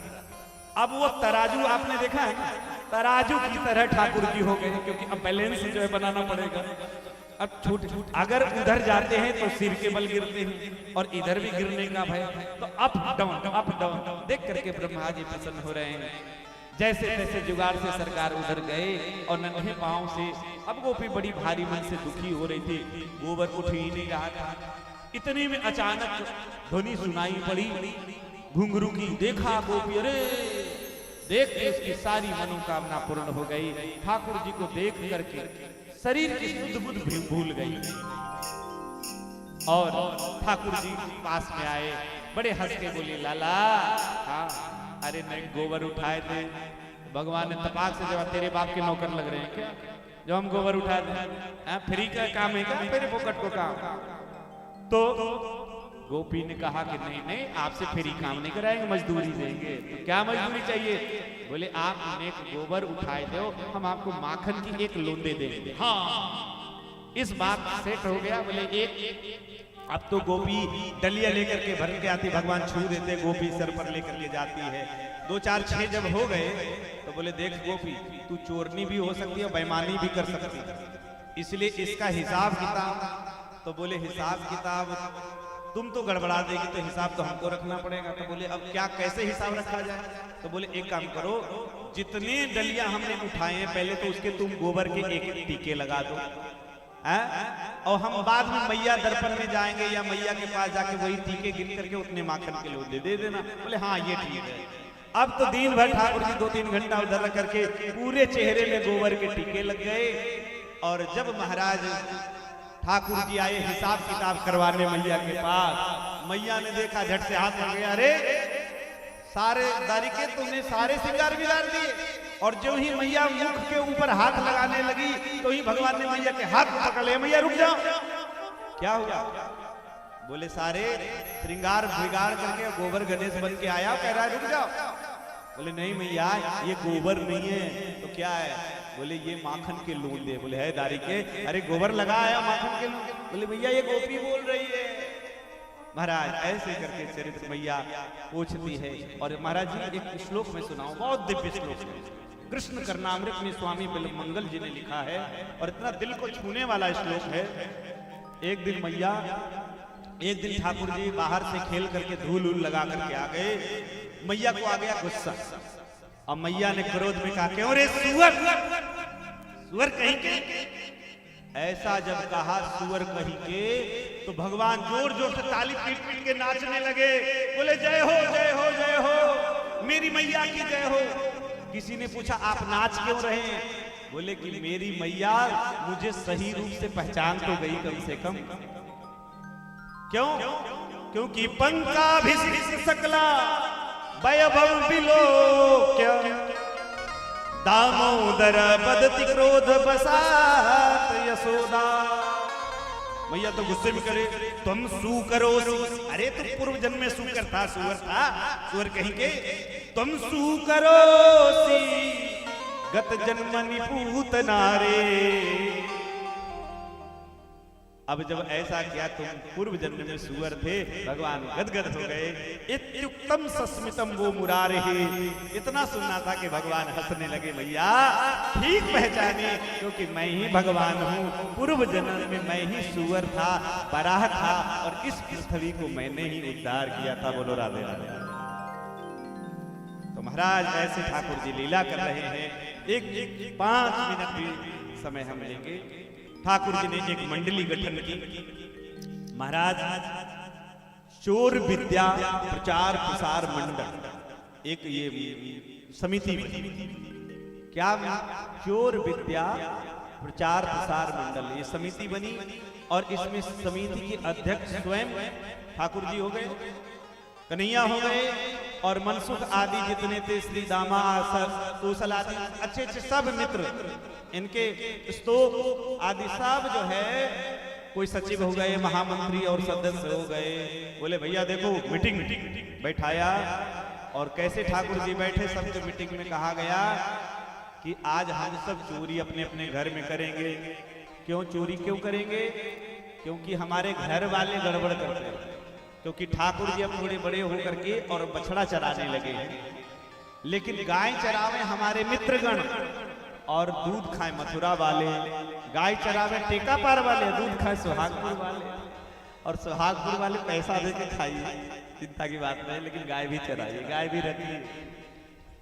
खाने में दोष नहीं है, खाने और खिलाने में दोष नहीं है। लेकिन यहाँ क्या कर रहे हैं, सारे लोग घर में क्या करते, दूध जितना होता वो सब बेच देते, और घर में खाने को देते नहीं। सब 1.5 देखो मनसुखा कितना दुबला हो गया, देखो श्री दामा कितना पतला। इसलिए बोले पहले हम लोग खा पी करके बच जाए, उसकी सेलिंग करो, है ना? खा पी करके दूध दही बेचना नहीं चाहिए, पहले खूब खाओ बढ़िया से। इसलिए चोरी करने के लिए और महाराज सब टीम बना लिए। और मेरे सज्जनों, जब चोरी करने के लिए सब अपने अपने घर गए, तो कुछ तो सफल हुए और कुछ विफल हुए। भगवान का क्या हुआ? भगवान आज पहली बार चोरी करने के लिए निकले, तो मैया यशोदा ने चोरी करते रंगे हाथों पकड़ लिया। अरे तू तो अपने घर में चोरी करने लगा। भगवान बहाना मारने लगे, कहा कि मैया मैंने चोरी नहीं की है, री मैया मोरी, मैं नहीं माखन खाया। मैया मैंने माखन की चोरी नहीं की है। तो अरे तेरी मूछे बने हुए हैं, तेरे मुंह में लगे हुए हैं। बोले मैया सही सही बताओ। बोले हाँ।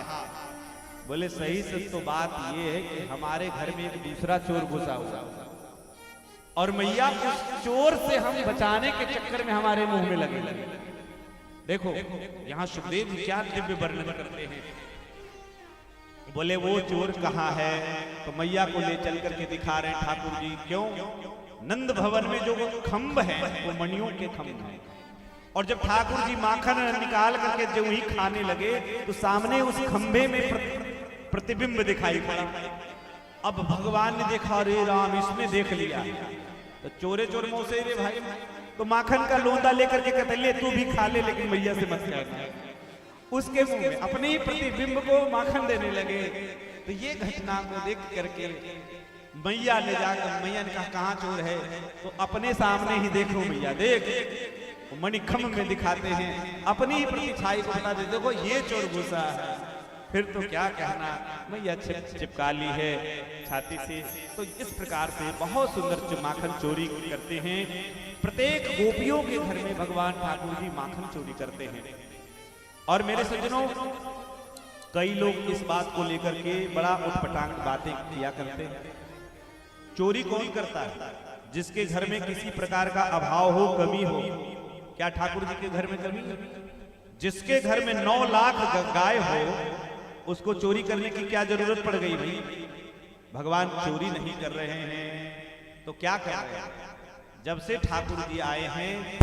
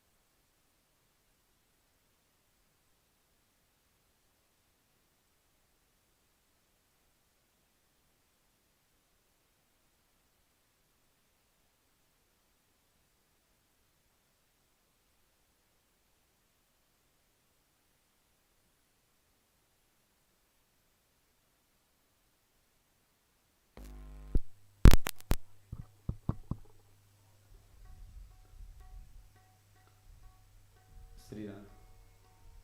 बोलो भक्त वत्सल भगवान की जय हो।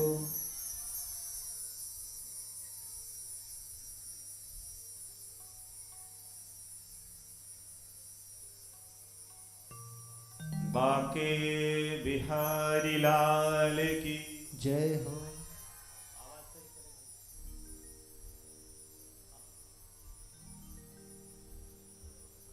साउंड वाले भैया जहाँ कहीं भी हो अतिशीघ्र मंच के करीब आए। साउंड वाले भैया जहाँ भी हो। तो मेरे सज्जनों, ये भगवान चोरी नहीं कर रहे हैं, भगवान तो कल्याण सबका कर रहे हैं। जब से ठाकुर जी का जन्म हुआ है, सारी गोपियां, सारे ब्रज के लोग अपने घरों में जो भी खाते पीते सब भगवान को भोग लगाते हैं। और विशेष तौर से ठाकुर जी बाल रूप में है तो माखन का भोग लगाते हैं, और माखन का भोग लगा करके कहते हैं, आज मेरे अंगना में आवो नंदलाल, चले आवो गोपाल, अरे दर्शन की प्यासी गुजरिया श्याम, अंगना में आवो मेरे माखन को खावो, अंगना में आवो मेरे माखन को खावो, और मीठी मीठी बतियां सुनावो नंदलाल, अरे दर्शन की प्यासी गुजरिया श्याम। यही भाव है। तो भगवान सबके भाव की पूर्ति के लिए ही माखन चुरा रहे हैं। माखन चोरी की लीला घर घर में जाकर के जिसकी भावना होती है, जिसकी भावना होती है उसके भावना के अनुसार मेरे सज्जनों भगवान माखन चुराने लगे। मंच के पास आने की कृपा करें। आए दिन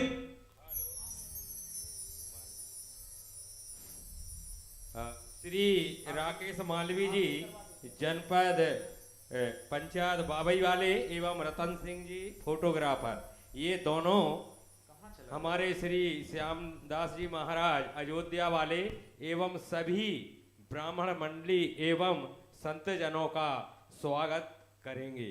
वो सभी अपने स्थान पर आने की कृपा करें। सभी ब्राह्मण देव और सभी प्रवचनकर्ता एवं संतजन जिनका स्वागत श्री राकेश मालवी जी जनपद पंचायत बाबई वाले एवं रतन सिंह जी फोटोग्राफर बाबई वाले करेंगे। धन्यवाद।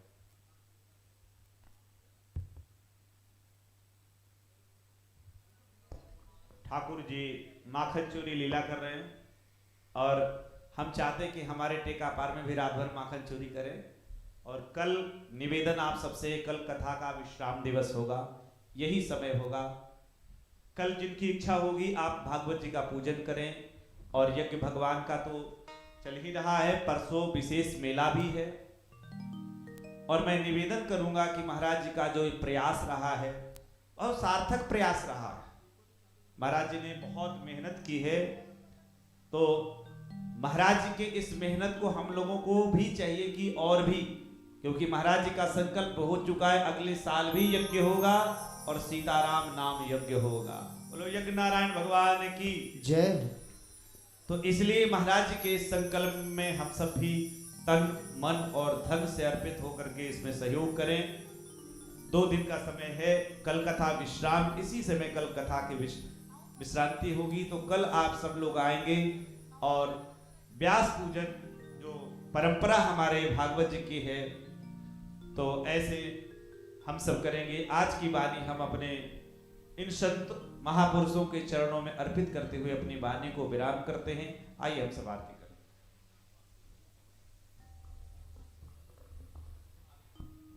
Hello hello hello. हाँ, श्री अंजनी नंदन महाराज भोपाल वाले, और उनसे भी मेरा निवेदन है कि वो मंच पर आने की कृपा करें। श्री राकेश जी मालवी बाबई वाले आए हैं, और वो भी मतलब दोनों प्रवचनकर्ताओं का स्वागत कर रहे हैं, इसलिए अति शीघ्र पधारने की कृपा करेंगे। धन्यवाद। साउंड वाले भैया कहाँ हैं? वो भी यहाँ पर आए भैया। कार्यक्रम समाप्त नहीं होता है तब तक आप भी यहाँ से अपना स्थान ना छोड़ें। धन्यवाद।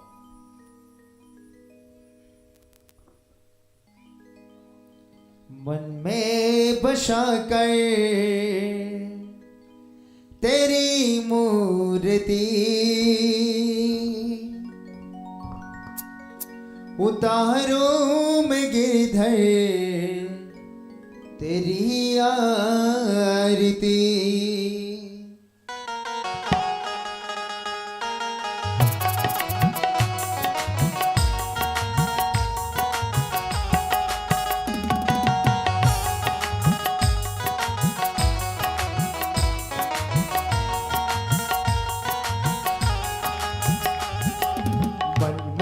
बसा कर तेरी मूर्ति, मन में बसा कर तेरी मूर्ति उतारूं मैं गिरधर तेरी आरती। मन में बसा कर तेरी मूर्ति उतारूं मैं गिरधर तेरी आरती।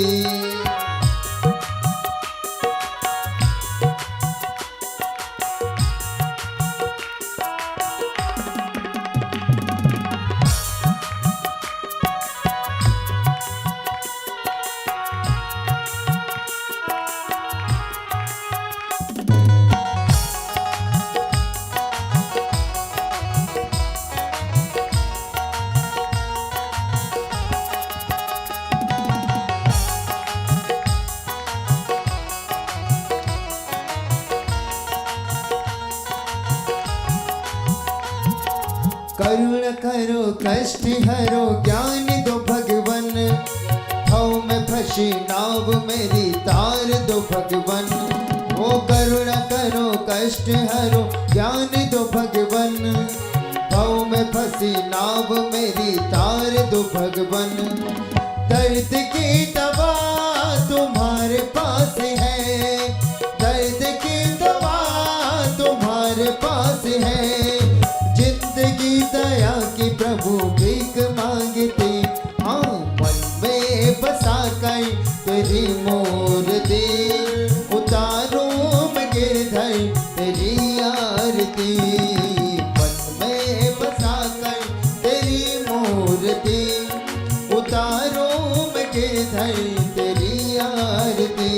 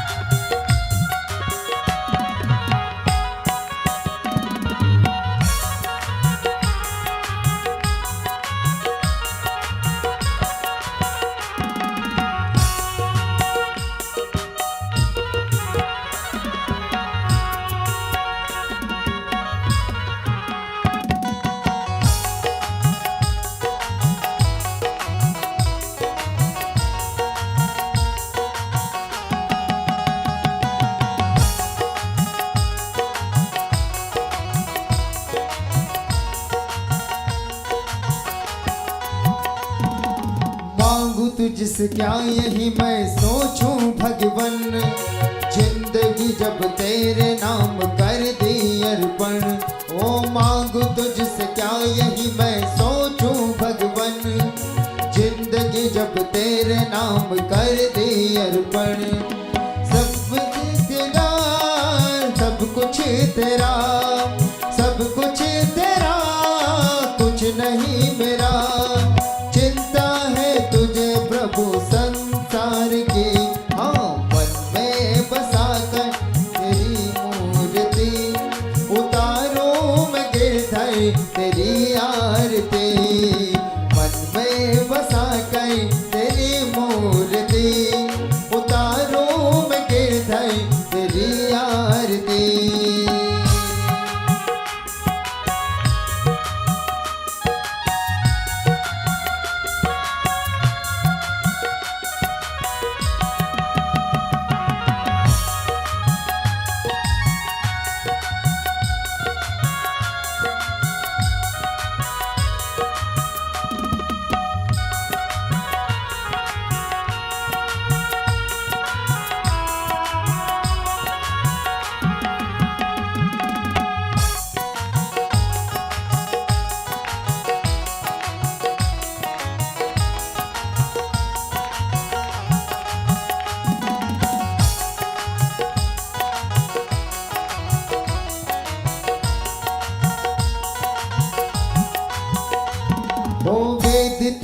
महिमा गाए संत करे ध्यान, नारद गुणगान करे छेड़ बीड़ा तान।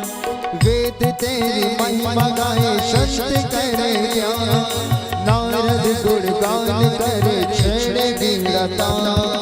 भक्त तेरे द्वार कर रहे पुकार, भक्त तेरे द्वार करते हैं पुकार। दास व्यास तेरी प्रभु गाए आरती, मन में बसा कर तेरी मूर्ति, मन में बसा कर तेरी मूर्ति। उतारो गिरधर तेरी आरती, मन में बसा कर तेरी मूर्ति। उतारो गिरधर तेरी आरती।